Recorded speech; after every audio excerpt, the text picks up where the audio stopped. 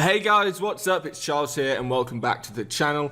In yesterday's video, I asked you guys to get it to 50 likes if you wanted me to drop the second video in the native NoFollow course. Well, here we are today and we have flown past 50 likes in under 12 hours.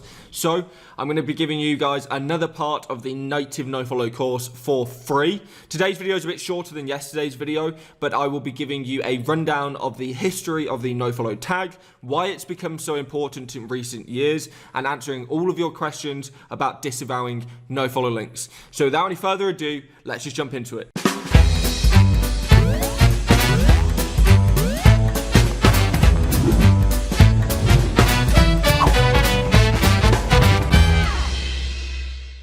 Before I actually tell you all about how you want to use the NoFollow tag to spam your way into Google and use it for the exact opposite of what Google intended it to do, I thought I'd give you a bit of a history lesson behind the NoFollow tag itself so that you can understand what Google's original purposes were for it and why it's ended up being such a powerful tool in our SEO arsenal to be able to unlock some of your link building potential at its highest forms for some of its cheapest and lowest cost to entry.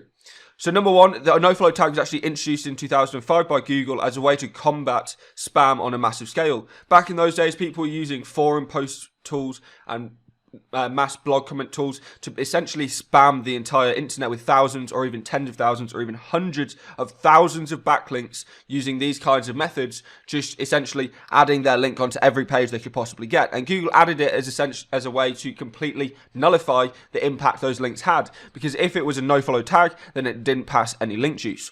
Then in 2009, due to the fact that SEOs were using the tag to actually reroute some link juice internally, so instead of using it as an external backlink factor, SEOs were actually using an internal NoFollow tag to stop pages from linking. So to stop pages from following link juice to one another around the entire website, and thus to essentially funnel juice around the site and have a true kind of silo structure. Unfortunately, Google stopped SEOs like myself from abusing that factor in 2009. And then Google classed in 2013, when they updated their link building documentation in their webmaster guidelines, that all paid links, any links that are on a website that are paid for, should be classed as a NoFollow link. That includes things like ads and everything of the editorial kind of nature of links as well.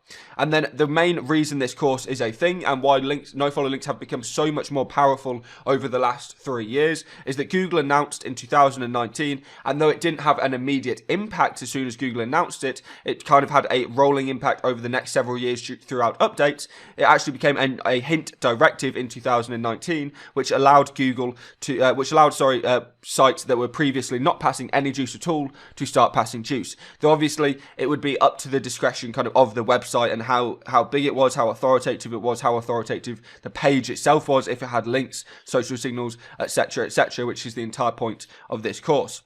So, onto that, before we actually get onto after we've gotten onto the history of that, let's talk about how we should be disavowing NoFollow backlinks as well, because a lot of SEOs say that you shouldn't disavow backlinks that are NoFollow, but I think that's complete bullshit, and I actually completely disagree with that, and I think you should definitely be trying to disavow backlinks. In 2012, Google said there was no need to disavow NoFollow backlinks, along with a load of SEOs to this day are saying the exact same thing.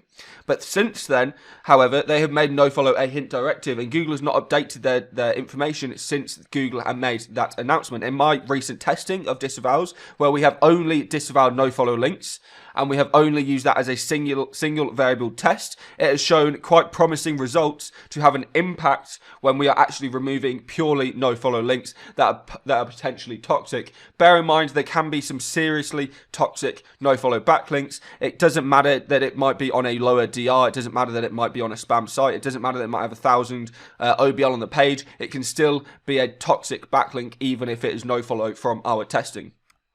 So, how do you disavow?